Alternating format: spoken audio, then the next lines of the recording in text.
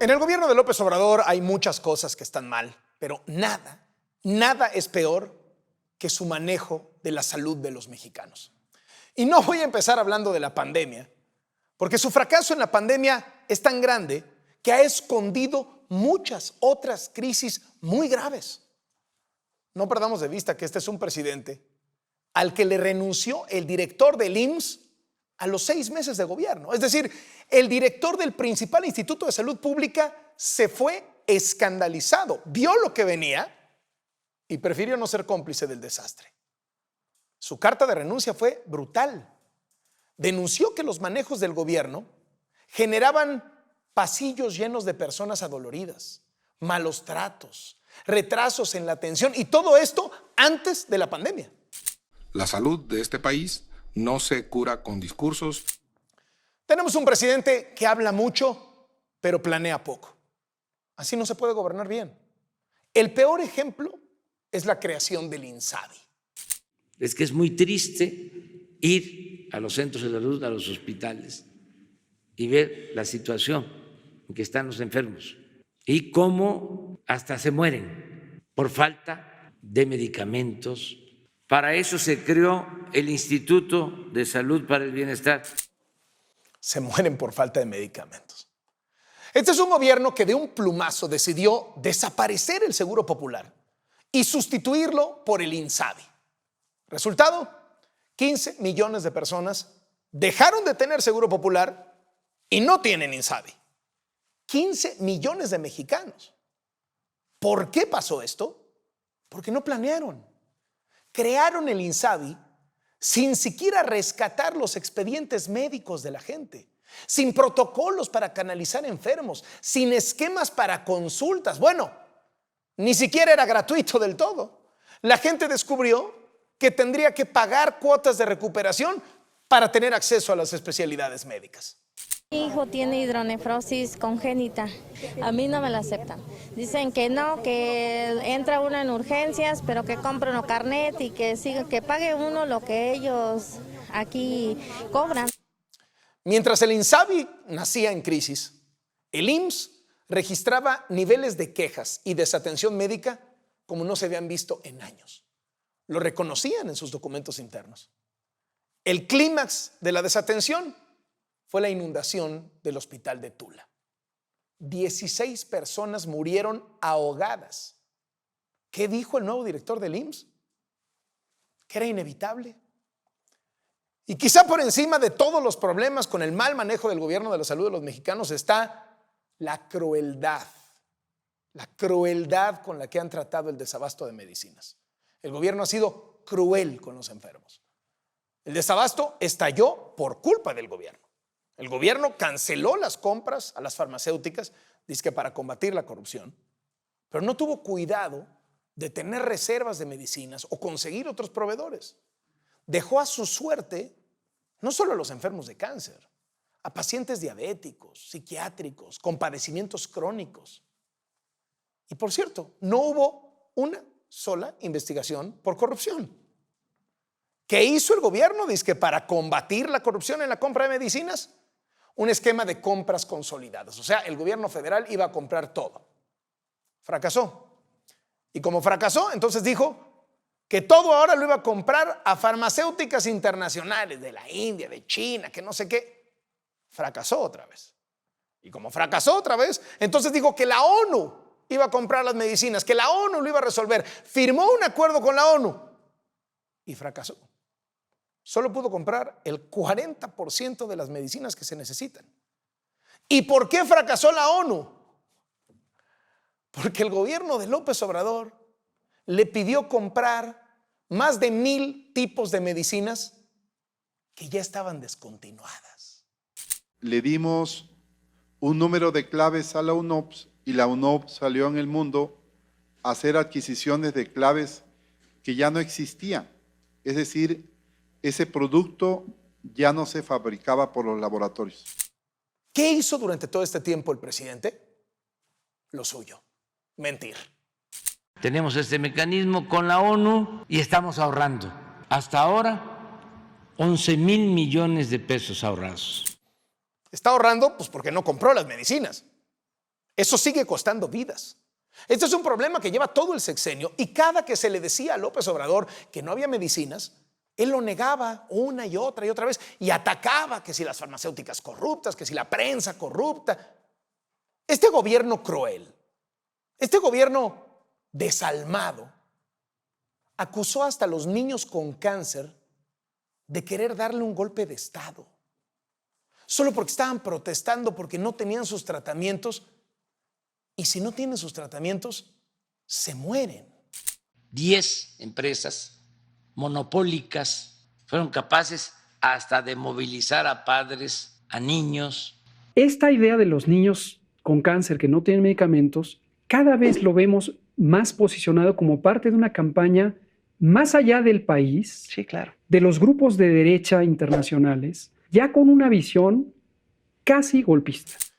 Cuando ya no pudo seguir negando el problema del desabasto de medicinas, el presidente y sus funcionarios de salud empezaron a decir que ya la próxima semana quedaba resuelto.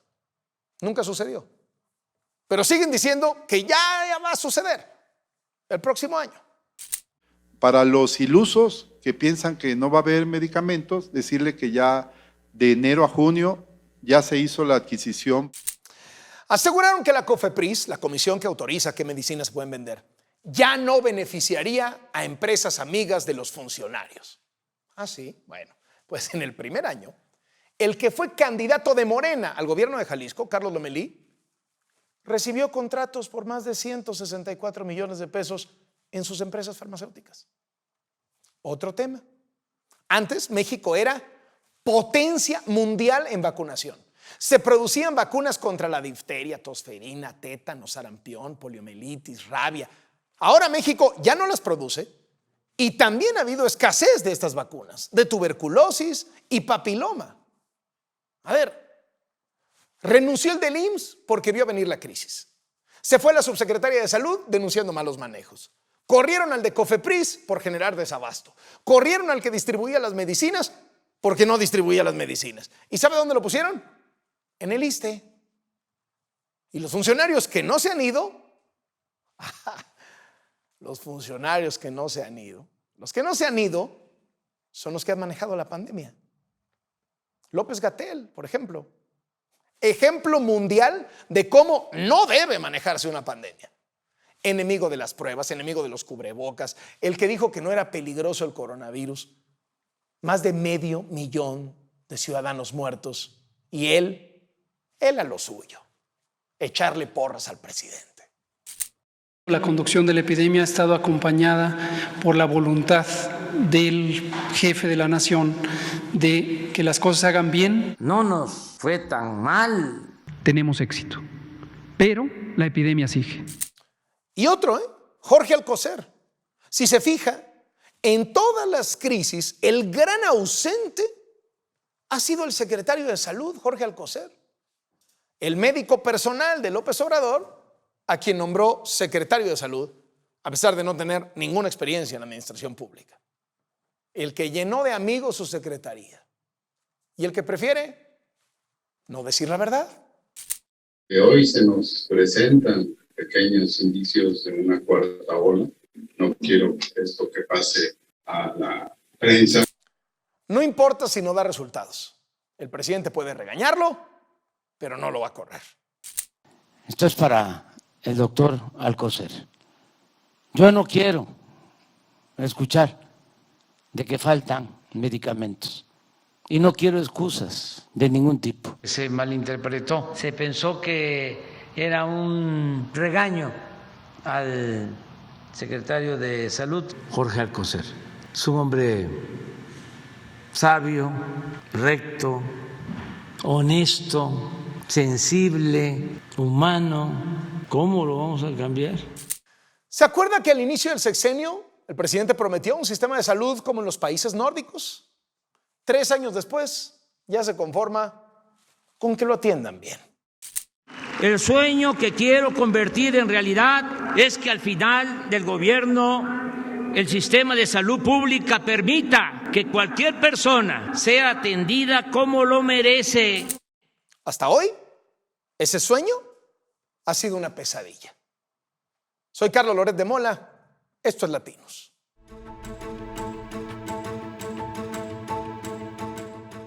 La semana pasada le revelamos cómo el secretario particular del presidente López Obrador fue parte de un carrusel de dinero en efectivo organizado por Morena.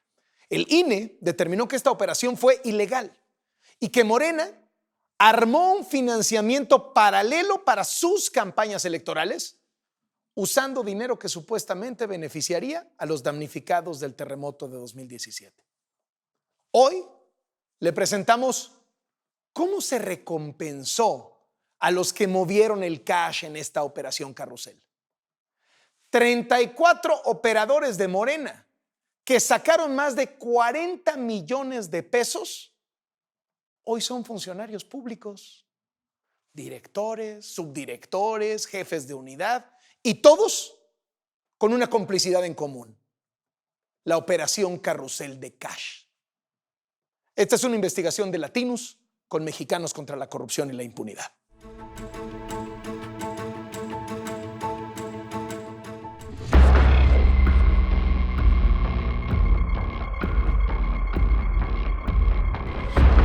...34 operadores de Morena que participaron en la Operación Carrusel, encabezada por el secretario particular del presidente López Obrador, fueron premiados con cargos públicos en el actual gobierno federal.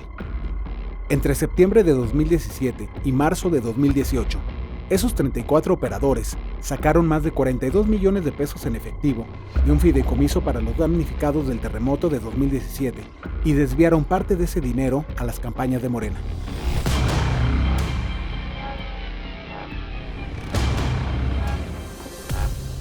...30 de los 34 fueron colocados en la Secretaría de Bienestar, la dependencia responsable del reparto de programas sociales, 2 en la Secretaría de Educación Pública, 1 en la Secretaría de Comunicaciones y Transportes y 1 más en la Oficina de la Presidencia de la República.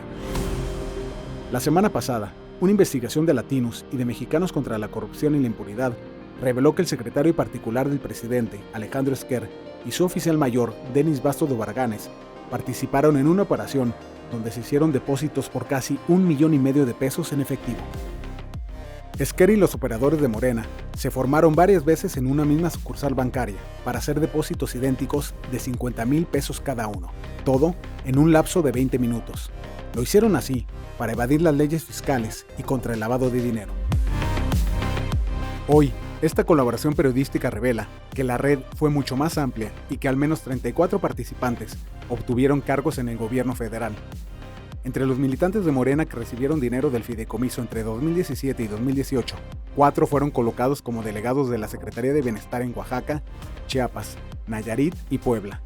5 más son subdelegados, otros 11 son directores de área, subdirectores o jefes de departamento, y 14 tienen cargos operativos.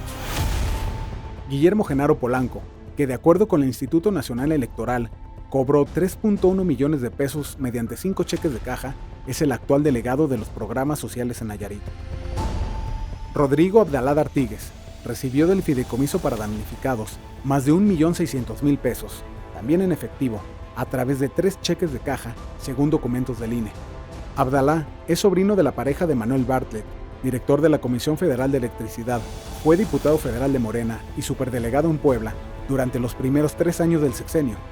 Luego, fue designado titular de la Unidad de Planeación y Evaluación de la Secretaría de Bienestar, donde según el portal de Nómina Transparente, recibe un sueldo neto de más de 100,000 pesos. César Sánchez Salinas y José Manuel Vera Salgado, colaboradores de Abdalá, que son subdelegados de Bienestar en Puebla, también recibieron cheques. El primero sacó 3,5 millones de pesos a través de 9 cheques de caja, y el segundo sacó del banco 3 millones de pesos en efectivo cobrando 7 cheques. Nancy Cecilia Ortiz Cabrera y José Antonio Aguilar Castillejos, quienes desde el inicio del sexenio fueron nombrados delegados de los programas sociales en Oaxaca y en Chiapas respectivamente, también sacaron dinero. Ella era presidenta estatal de Morena en Oaxaca cuando recibió un cheque de caja en la sucursal San Ángel del Banco Afirme por 240,000 pesos, mientras que él era dirigente en Chiapas del mismo partido y habría sacado 500,000 pesos en la misma sucursal. Josué Figueroa Blázquez, quien recibió 2 millones de pesos del fideicomiso, trabaja como director de las becas Benito Juárez en Oaxaca y Puebla. Óscar Mejía García cobró un cheque por 1.6 millones de pesos y hoy es director regional en Morelos de los Servidores de la Nación, que son los encargados de registrar a los beneficiarios de los programas sociales. Todo este dinero que los operadores de Morena, hoy funcionarios públicos, sacaron en efectivo del banco, debía ser destinado a los damnificados del sismo de 2017. En total, entre 2017 y 2018, se retiraron 64 millones de pesos del fideicomiso por medio de 169 cheques de caja. Ese dinero, al menos parcialmente, fue a las campañas de Morena, no a los damnificados.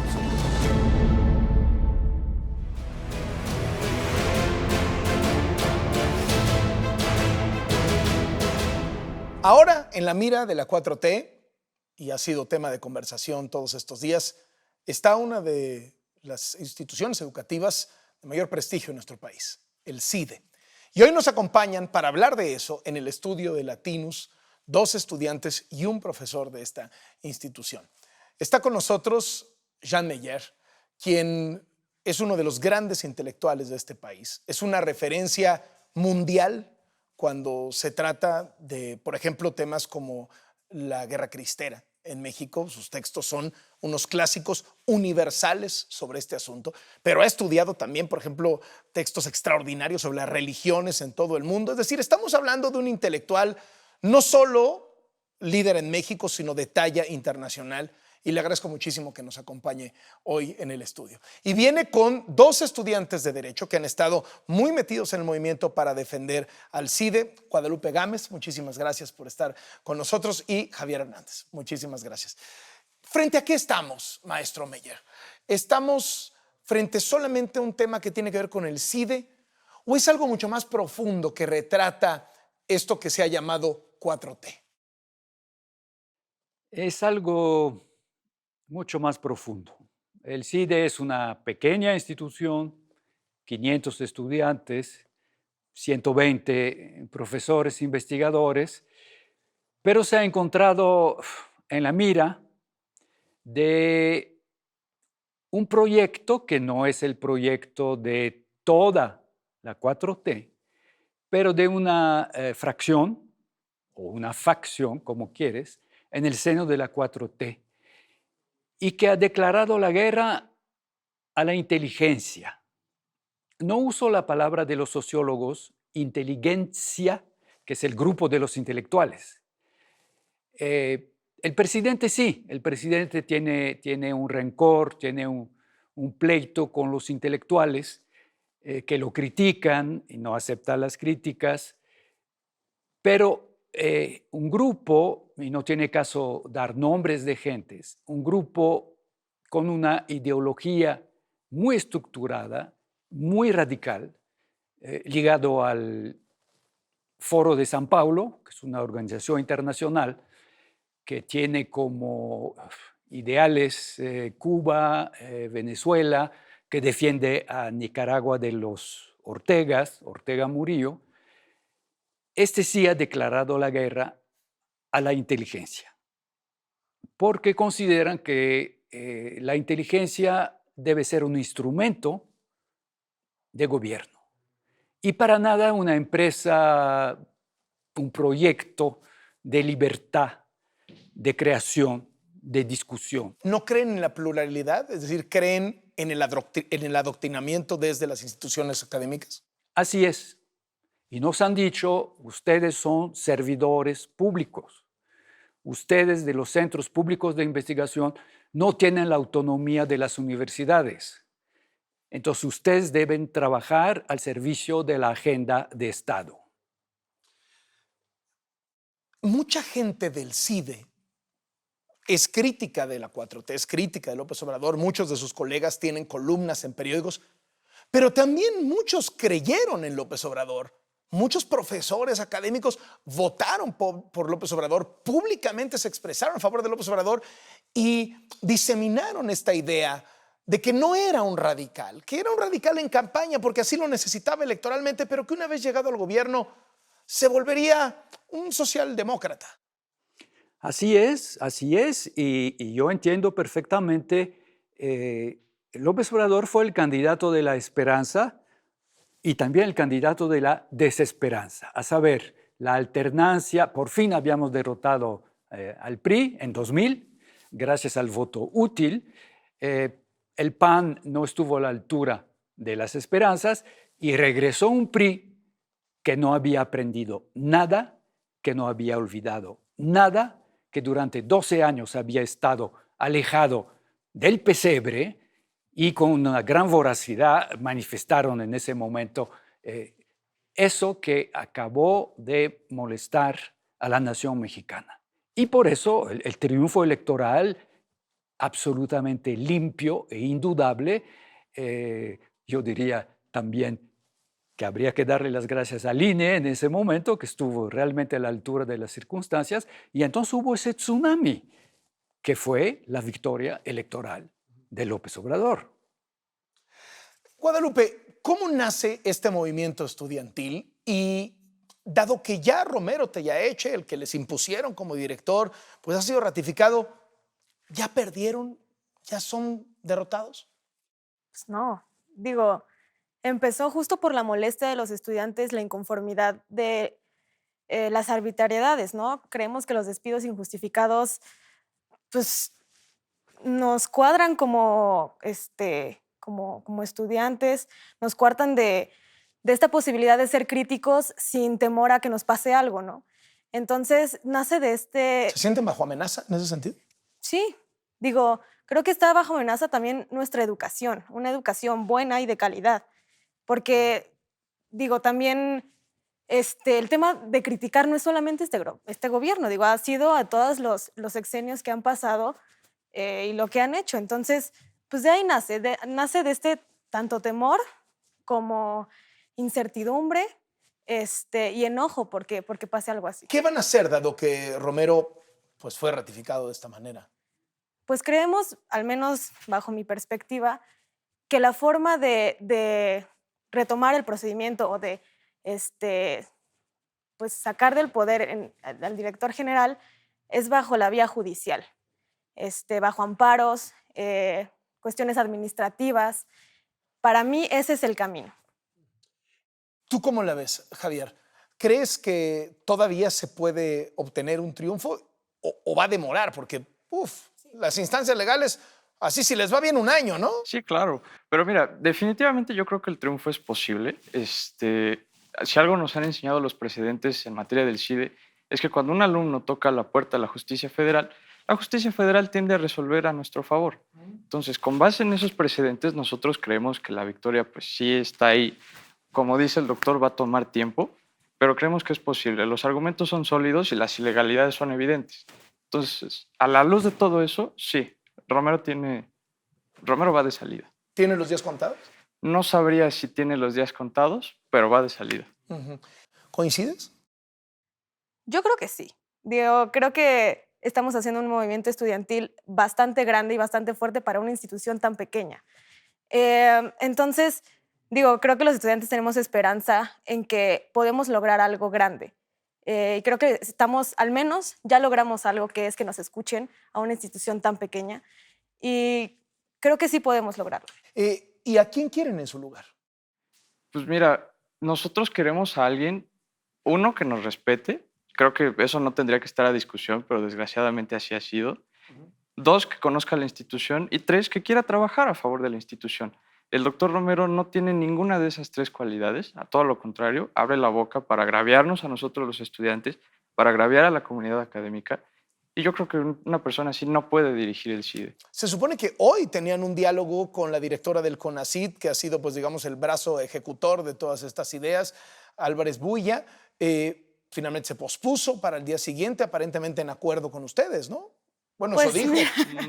No, algo así. O sea, digo, ese mismo día nos dijo, hoy va a ser la reunión en el CIDE. La verdad es que no fuimos tan consultados para cambiarla y posponerla.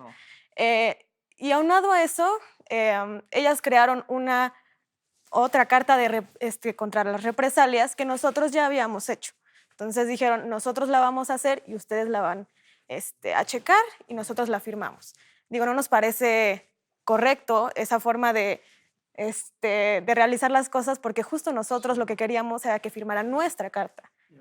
El problema con CONACYT y con esta administración de CONACYT es que, como hoy dicen que son peras, mañana son manzanas. Y a nosotros en el CIDE nos gusta pues la certeza, y más a nosotros, chance que estudiamos Derecho, nos gusta pues saber a qué atenernos y saber con base en qué tomar decisiones. Con esta administración de CONACYT Y con esta gestión del doctor Romero no hemos tenido eso. ¿Qué papel, doctor Meyer, está jugando María Elena Álvarez Bulla, la directora del CONACYT, en este conflicto y en general como la funcionaria científica del gobierno de López Obrador? Bueno, primero déjeme decir que los estudiantes son muy corteses, porque hablan de peras que se transforman en manzanas cuando se trata de mentiras. Anoche publicó CONACYT un comunicado diciendo, por acuerdo con los estudiantes se pospone la entrevista prevista para el día jueves. Enseguida recibí la noticia de algunos estudiantes que me dicen, ¿cuál acuerdo? Por desacuerdo se suspende. Y tengo entendido que hoy van a publicar un comunicado explicando, ¿ya se publicó? Sí. Bueno, no lo he visto. ¿Qué dice el comunicado? Justo que no fuimos consultados, lo de la carta también que ellos la realizaron y que nosotros estábamos esperando hoy con medios que llegara la doctora. El diálogo. Sí. Hace unos días, justamente lo que iba a desembocar en un diálogo presencial, porque la doctora María Elena Álvarez iba a ir al CIDE, se iba a instalar una mesa y supuestamente era la primera mesa de diálogo. Bueno, eso suena bien. Pero en esa entrevista que tuvo de manera escalonada, porque querían separar los estudiantes, no hablar, no dialogar con todos, sino según la táctica del salami, ¿no? que cortas en rebanadas. Y en ese momento el doctor Romero estuvo casi callado todo el tiempo, y quien estuvo hablando todo el tiempo fue ella. Muy clara, muy inteligente y al mismo tiempo maquiavélica, ¿no? Con el juego de dando. Yo dialogo con ustedes, les firmo la carta de no represalias y algunas otras sesiones de poca monta sobre el nombramiento de Romero, no cedo para nada. Y con lo que les estoy dando, ella lo dijo, dando, pajarito volando, ustedes evacúan el CIDE. A cambio del diálogo, entregan las instalaciones. Eso no es un diálogo.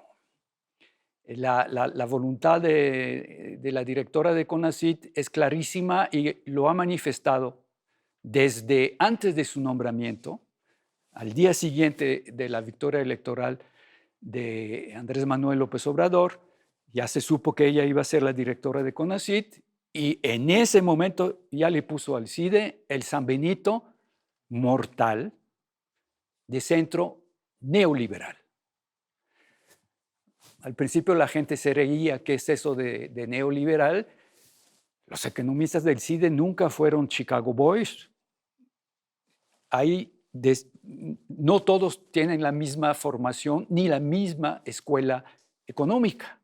Y jamás los economistas del CIDE, yo no soy economista, lo puedo decir tranquilamente desde fuera, nunca los vi al servicio del gran capital o de las empresas mexicanas.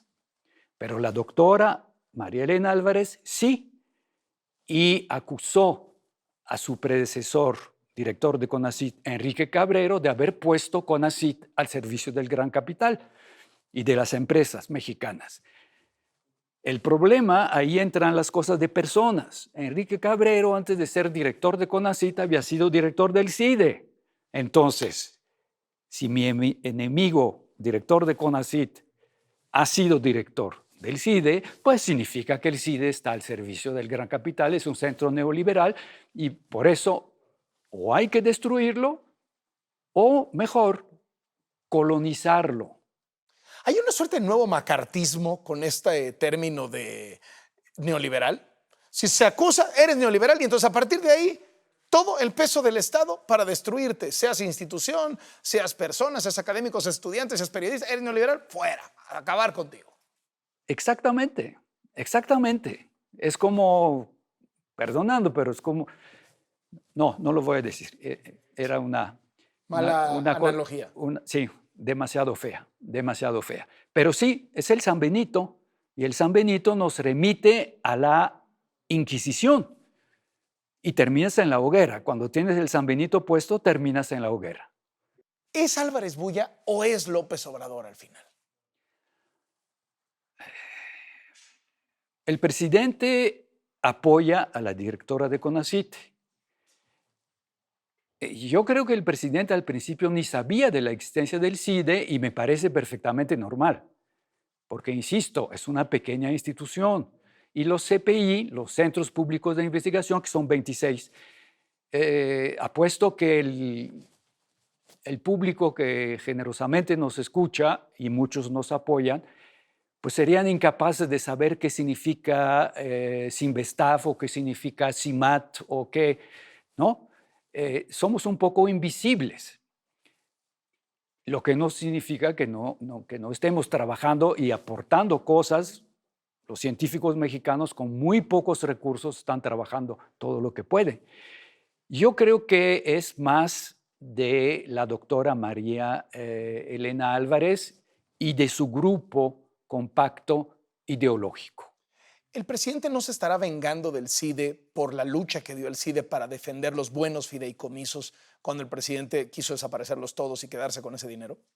Posiblemente en ese momento le calentaron la cabeza al presidente, enseñándole, mire, el CIDE es como el buque insignia de toda esa flotilla que están resistiendo a la supresión de los fideicomisos, ¿sí? De la misma manera le han de haber pasado listas de los, bueno, no solamente del CIDE, de todos los periodistas que critican, empezando por un, ¿cómo se llama? Carlos Loret de Mola. No lo ubico. Voy a googlear. No creo que sea del CIDE, no. Felizmente para el CIDE. Pero sí, como decían, no me acuerdo si lo decías tú o lo decían los estudiantes, esos columnistas que firmaban fulano de tal, investigador del CIDE, fueron críticos feroces, tanto de Fox como de Calderón, como de Peña Nieto o de sus gobiernos, ¿no? Es decir, seguían su línea crítica de siempre y muchas veces como decepcionados, gente que había votado López Obrador y decepcionados, por ejemplo, en la cuestión de migración o en la cuestión de seguridad pública. O de corrupción, ¿no? O de la corrupción. Pero entonces sí, es muy fácil calentarle la cabeza al presidente y le dice, mire, fulano, sutano y perengano, que son del CIDE, ahí están. Entonces, cuando la directora de CONACYT ataca al CIDE, pues el presidente apoya o está de acuerdo, no ve problema. Guadalupe, Javier, muchos movimientos estudiantiles en la historia de México han iniciado por conflictos que tienen que ver con la academia, pero han crecido muchísimo más, se han vuelto mucho más que una piedra en el zapato de los gobiernos en turno. Hay un vacío de la oposición en México, hay un vacío de la oposición partidista, de la oposición formal, y hay mucha gente que está viendo en este movimiento legítimo de chavos inteligentes, limpios, transparentes, que están defendiendo, que no están teniendo miedo, algo que puede crecer hasta volverse un semillero de opositores, un contrapeso al presidente y a su régimen. ¿Lo ven así? A ver. Pues mira, yo pensaría que hoy nuestra lucha es estudiantil. Esencialmente, pues, somos estudiantes, queremos estudiar. Mañana, pasado, podríamos hablar. Tenemos el ejemplo de 132, que de ahí han salido pues, talentos del oficialismo, no necesariamente de la oposición. Yo pensaría que pues hablar de eso sería un poco adelantarnos a las cosas, pero hoy por hoy lo que sí te puedo asegurar es que pues desde lo que nos toca a nosotros, que es defender a nuestra institución, pues sí, ahí estamos. Y si eso es ser opositor, pues entonces creo que pues sí somos opositores. Guadalupe. Yo pensaría que en este momento no estamos consolidando una oposición política. No. Creo que hay distintas mentalidades tanto dentro de los estudiantes como fuera, y todos estamos apoyando el mismo movimiento que es la destitución del director Romero y nuestras peticiones estudiantiles. Entonces, creo que dentro de los estudiantes también hay diversidad. Y entonces no podríamos hablar así de bote pronto que vamos a crear una oposición política. ¿Están unidos, doctor Mayer? No los sé. Académicos, los trabajadores, los estudiantes. Antes de contestar quiero que mire a los ojos y que tu público mire a los ojos esos estudiantes, porque son nuestro porvenir. Es una nueva generación. Son diferentes. Nos sorprendieron cuando saltaron a la palestra, porque los estudiantes manipularon a los profesores y nos están manipulando. No son los profesores asustados, espantados.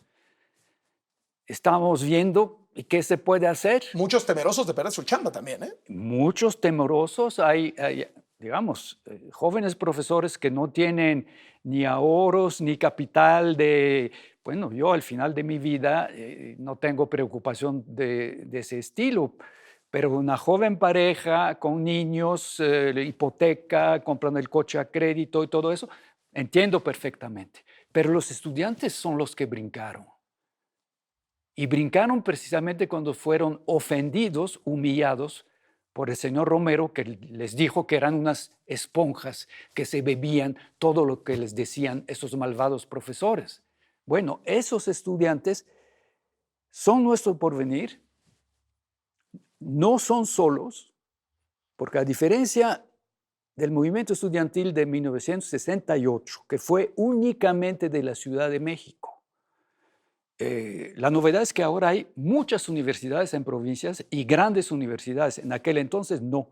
En aquel entonces la única universidad en 68 que se movilizó un poco y apoyó a la UNAM fue la de Monterrey. ¿Y por qué?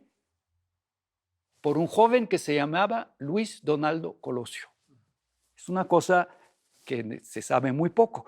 Hoy en día, casi todas las universidades del país, los estudiantes de las universidades del país se están movilizando. Han mandado delegaciones a la marcha del sábado pasado. Y tienen apoyo internacional. Hoy me acabo de enterar que varios premios Nobel de Economía y de Literatura firmaron una carta de apoyo y de defensa al CIDE. Y ayer recibimos del Centro de Estudios Latinoamericanos de Stanford también una carta de apoyo. Y Yale y Harvard, Princeton, Chicago han hecho lo mismo. El Instituto de Estudios Mexicanos Friedrich Katz de Chicago también mandó una carta de apoyo. Entonces los estudiantes no están solos. Y por lo mismo los profesores y los trabajadores del CIDE no están solos. ¿En ese sentido cree que el movimiento pueda crecer como creció el del 68 en su momento? Si sigue en su terquedad con CONACYT, si en enero el director Romero empieza a actuar corriendo gente, destituyendo, cambiando toda la dirección de cada división. Entonces el movimiento va a crecer. Y, o sea, estamos entrando en ese momento toma una dimensión política. Por ejemplo, ¿por qué la doctora María Elena Álvarez decidió hace 2 días dialogar con los estudiantes, cuando no es una persona para dialogar? Yo creo que obviamente, no sé a qué nivel, no sé cuál instancia de gobierno, no sé si es la alcaldía de la Ciudad de México preocupada por un movimiento estudiantil. Claudia Sheinbaum no quiere ser Corona del Rosal en 1968 con un movimiento estudiantil incontrolado, o si es la Secretaría de Gobernación, a la cual los estudiantes pidieron mediación eventual, no sé. Pero obviamente alguien le llamó la atención y le dijo, tienes que negociar con los estudiantes y conseguir que se tranquilicen las cosas. Pero de por sí no es una persona dispuesta a dialogar. ¿En un descuido? Y nos han advertido, ya déjenlo, si no los vas a aplastar. Los búfalos les van a pasar encima. Los búfalos siendo quién, la 4T, ¿o qué? Claro, el otro día el profesor Romero, que vino de noche, de manera sorpresiva, a hablar con los estudiantes, a pedirles que dejaran entrar, como no se negaron, él les dijo, cuidado, las instalaciones no son del CIDE, son instalaciones federales. Y por si no hubieran entendido, después de 3 puntos suspensivos, dijo, no son amenazas. No son amenazas, ¿de qué me estás hablando? Es como decir, y la Guardia Nacional tiene responsabilidad, o el Ejército tiene responsabilidad de custodiarlas, ¿no? Es el predicado de esa oración. Obviamente, porque los granaderos son de la Ciudad de México, y bueno, no se llaman granaderos, y obviamente nuestra alcaldesa, Claudia Sheinbaum, no se prestaría a ese juego, no mandaría a los granaderos. Incluso debo felicitar la Policía de la Ciudad de México en su organización de la marcha del sábado pasado, totalmente eficiente, pacífica, abriendo pasos. Ningún policía tomó fotografía de nadie, mientras que en el CIDE, los 2 sicarios del señor Romero, Oscar García y Rodrigo Alifat, 2 antiguos porros de la UNAM, sin doctorado, y a los cuales Romero ha reclutado sobre plazas del CIDE, estaban tomando fotografía de los profesores que venían del otro lado de las rejas a saludar a los estudiantes. Intimidación, fiscalización. ¿Temen ustedes que pueda entrar las Fuerzas Armadas, Fuerzas de Seguridad, para recuperar las instalaciones que hoy están bajo poder de los estudiantes? Digo, la verdad es que no lo tenemos sobre la mesa, pero es algo que puede pasar. Digo, que ha pasado en México, ha pasado. Entonces, la verdad, los estudiantes, justo por eso queríamos la carta de no represalias, porque sí tenemos miedo. O sea, digo, es algo que está ahí y que a lo mejor nadie menciona, pero está. En los estudiantes está el miedo. Pero a ver, Carlos, también yo quisiera decir que al final del día la luz apapacha. Si estás en la oscuridad es muy fácil que te pasen cosas. Si estás en el ojo público, como que se la piensan, ¿no? Entonces, al final del día a lo que le tiramos un poco es a que no nos dejen. Porque en el momento en el que nos dejen, no sabemos qué nos pueda pasar. Ahorita pues tenemos la tensión de medios. En unos meses, quién sabe. Y en unos meses es cuando, pues, si no logramos un acuerdo por nuestra seguridad y por nuestra integridad y por nuestra continuidad en el CIDE, ahí chances sí podría pasar algo. Cuenten con este espacio y les agradezco muchísimo que nos hayan acompañado hoy en Latinos. Gracias a ti, Carlos. Muchísimas gracias a los 3. Ahí los tiene.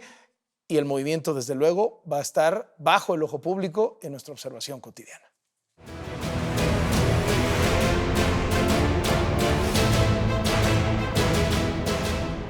Mientras la pandemia ofrece nuevas variantes, López-Gatell no quiere variar la estrategia.